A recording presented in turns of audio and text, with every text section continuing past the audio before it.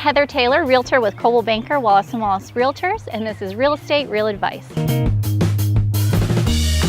On this episode, we'll talk about safety hazards and things that could happen in your home, as well as 3 things that every homeowner should know. So the main things you need to know here is the 3 valves or shutoffs that you need to know in the house. And that's going to be your gas meter, if you do have one, your electric shutoff, and then your main water shutoff valve. And on this one is a propane tank. And what it is it's right underneath this cover here.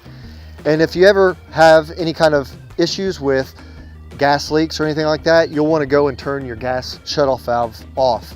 Another good rule of thumb too is if you walk into a house and you smell any kind of signs of gas, you need to exit that house immediately and call the utility company for them to come out and evaluate the situation. So another important shutoff in your house is the electrical panel.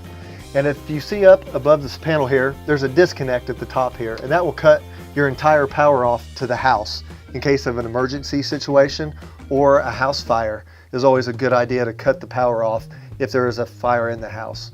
Another good idea is to have all your breakers labeled so that you know exactly what they go to in case of another emergency situation. You can just turn that appliance off or whatever it might be.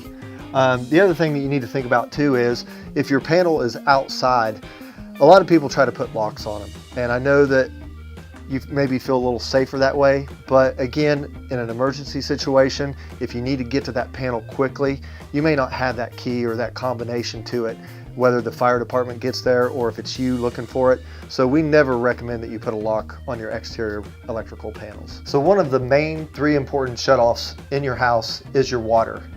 And finding that sometimes can be a little tricky. So it's always good to know where it's at before the problem does happen. So here we see a picture here, and behind it is the water shutoff valve here.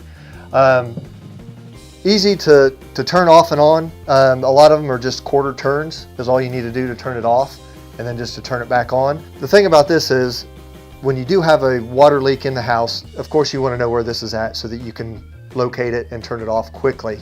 The other thing you want to think about too is if you're going to be on vacation or gone from the house for a long period of time, it's always a good idea to turn this valve off when you leave the house.